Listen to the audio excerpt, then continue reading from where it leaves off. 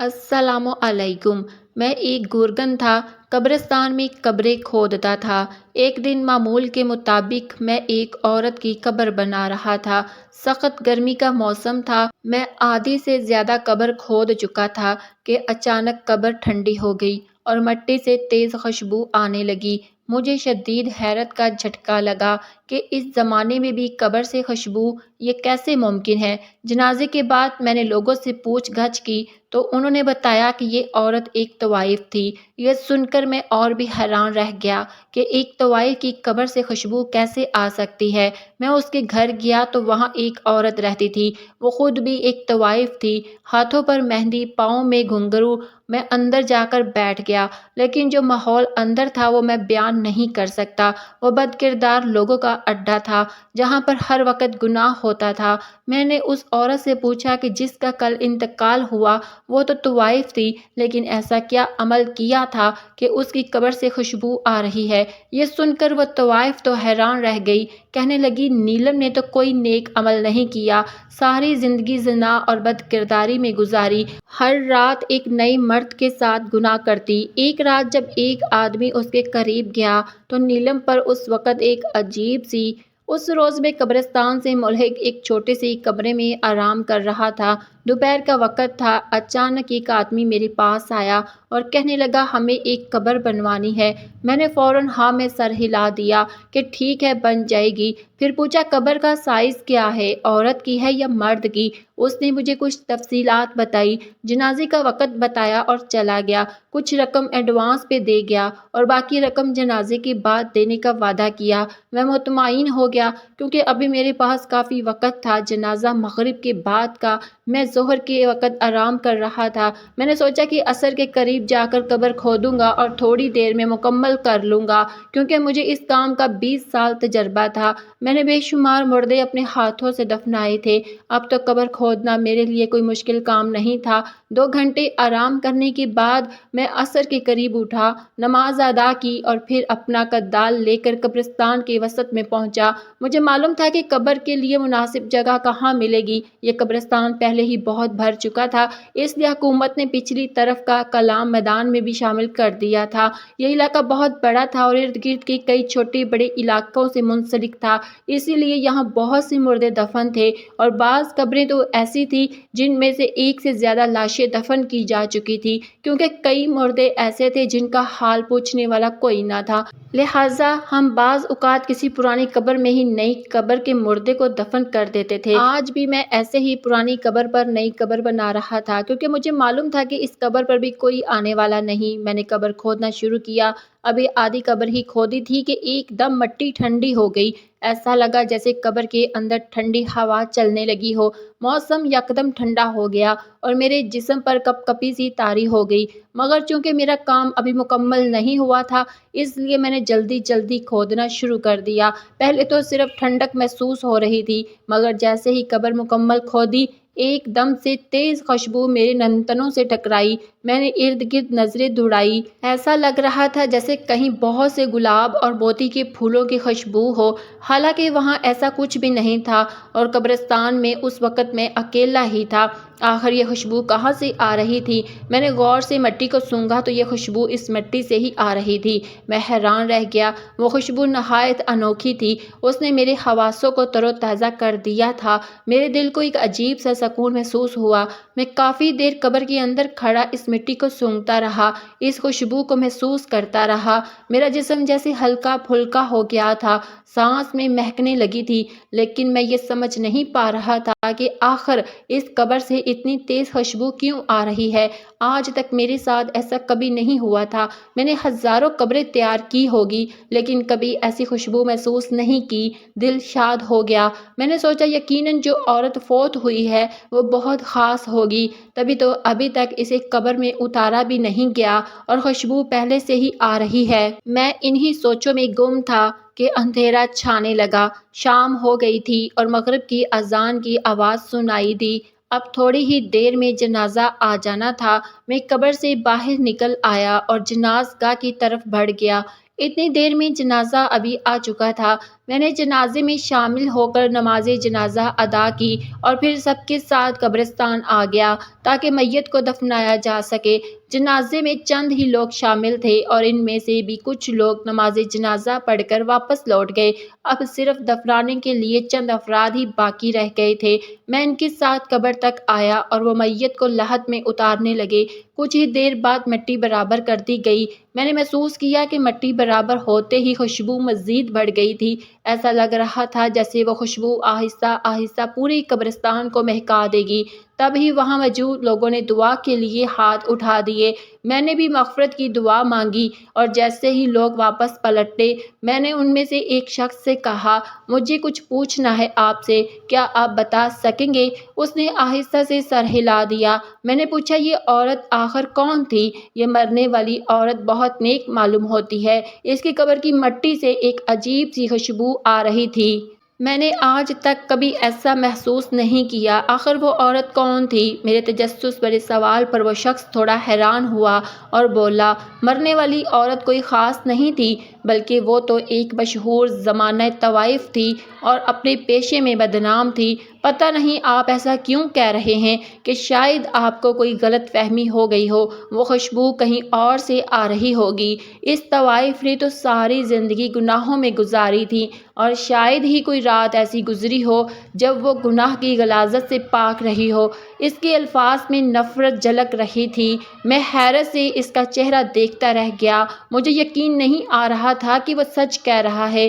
میں نے پھر پوچھا، نہیں، ایسا کیسے ہو سکتا ہے؟ مجھے 20 سال سے زیادہ ہو گئے ہیں قبریں بناتے ہوئے، لیکن آج تک کبھی ایسا محسوس نہیں ہوا جو آج ہوا ہو۔ کبھی کسی قبر سے ایسی خوشبو نہیں آئی جو آج اس قبر سے آئی۔ آخر آپ کیوں ایسی باتیں کر رہے ہیں؟ میں نے اس شخص کی طرف بدگمانی سے دیکھا تو وہ استہزائیہ انداز میں ہنس کر کہنے لگا، آپ کسی بڑی غلط فہمی یا خوش فہمی کا شکار ہیں۔ وہ عورت واقعی طوائف تھی۔ اگر آپ کو یقین نہیں تو باقی لوگوں سے تصدیق کر لیں۔ ویسے بھی مجھے آپ کو قائل کرنے کی ضرورت نہیں، میں تو اس کا ہمسایہ تھا اور جتنا جانتا تھا بتا دیا۔ چلتا ہوں، مجھے کچھ کام ہے۔ یہ کہہ کر وہ شخص آگے بڑھ گیا اور میں حیرت سے اس کی پشت کی طرف دیکھتا رہ گیا۔ یقین نہیں آ رہا تھا کہ واقعی وہ عورت ایک طوائف تھی۔ میں کبھی قبر کی طرف دیکھتا جس سے اب بھی ویسی ہی خوشبو آ رہی تھی اور مجھے اب بھی وہی ٹھنڈک محسوس ہو رہی تھی جو قبر کھودتے وقت محسوس ہوئی تھی۔ میں خیالوں میں گم جناز گاہ سے ملحق اپنے کمرے کی طرف بڑھ گیا، لیکن وہ رات میرے لیے بہت بھاری گزری۔ پتہ نہیں کیوں بار بار میرا دھیان اسی عورت اور اس کی قبر کی طرف جا رہا تھا۔ ایسا محسوس ہو رہا تھا کہ شاید وہ آدمی سچ ہی کہہ رہا تھا، وہ عورت واقعی کوئی طوائف تھی اور اس کی زندگی گناہوں سے بھری ہوئی تھی۔ لیکن میں بھی تو جھوٹ نہیں کہہ رہا تھا۔ میں نے خود قبر کی مٹی کو ٹھنڈا ہوتے ہوئے محسوس کیا اور جس طرح اس مٹی سے خوشبو اٹھ رہی تھی وہ میرے دل کو جیسے کھید کر گئی تھی۔ میں اتنا بڑا دھوکہ کھا ہی نہیں سکتا۔ یقیناً اس شخص کو کوئی غلط فہمی ہوئی ہے۔ میں نے دل میں سوچا کہ کل میں اس معاملے کی تحقیق ضرور کروں گا۔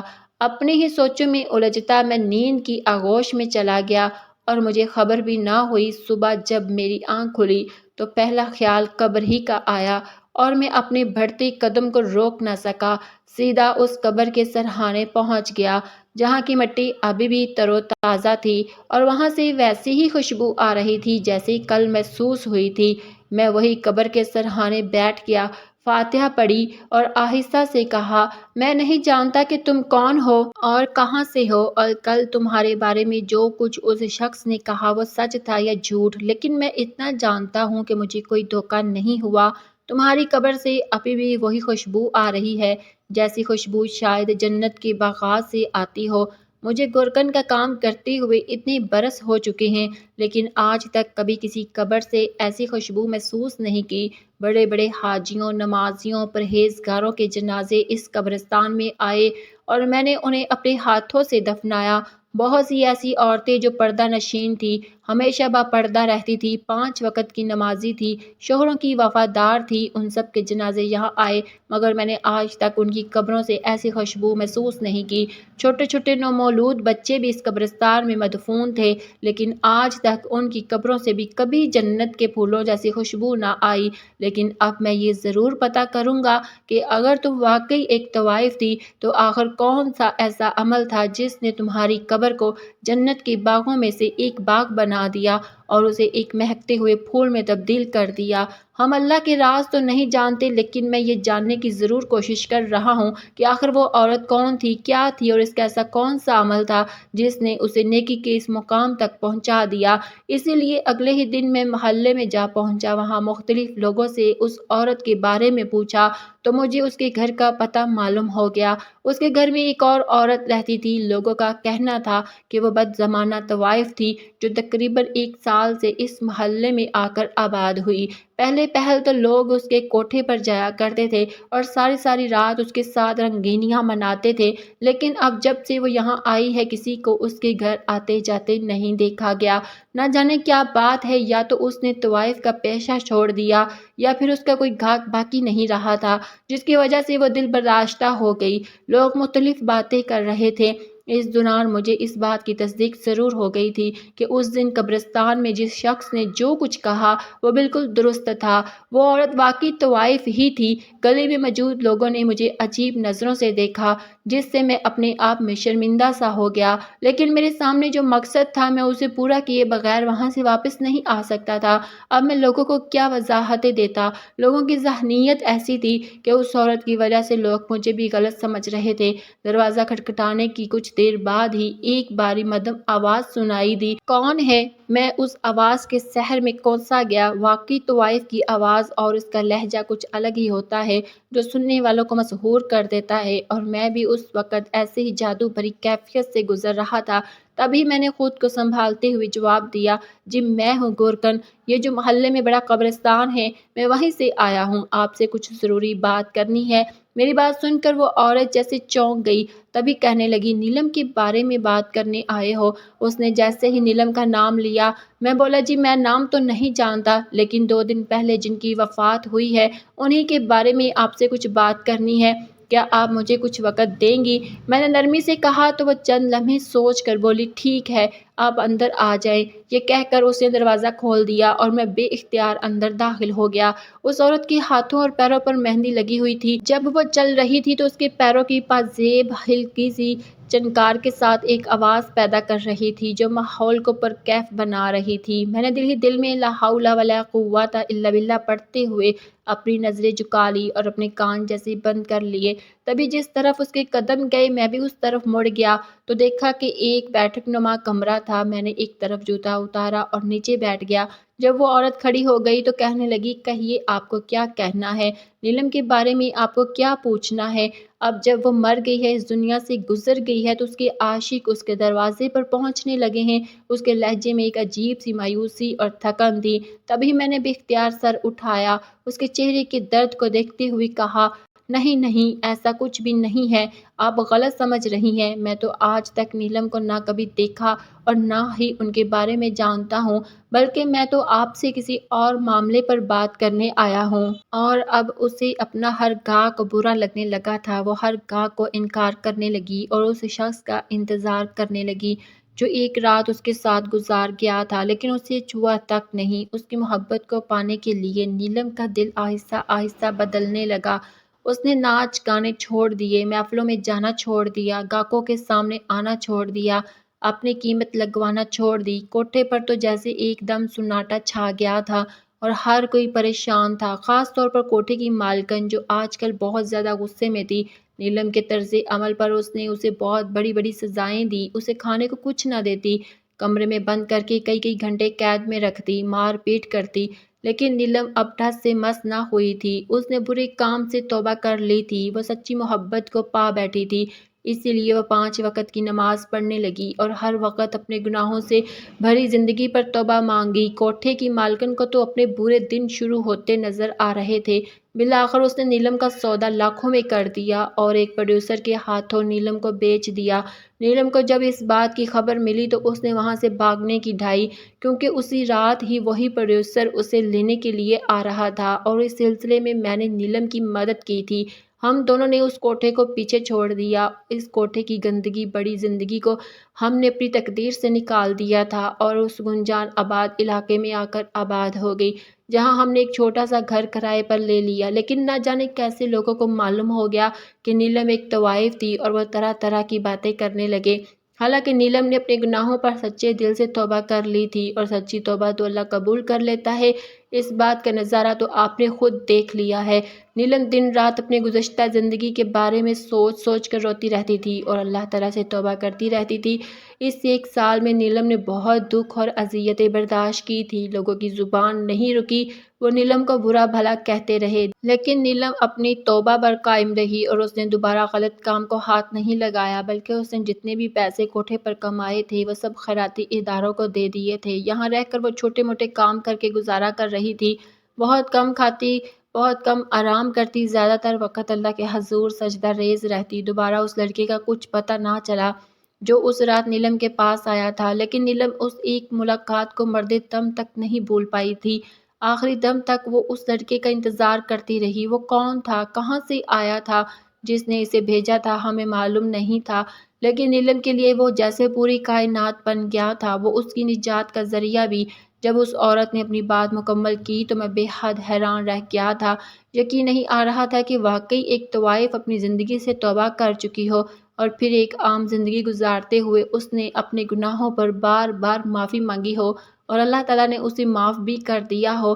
یقیناً اللہ تعالیٰ کی ذات بڑی بے نیاز، بڑی غفور رحیم ہے کہ اس نے طوائف کے سارے گناہوں کو اس کی معافی کے آنسوؤں سے توڑ ڈالا۔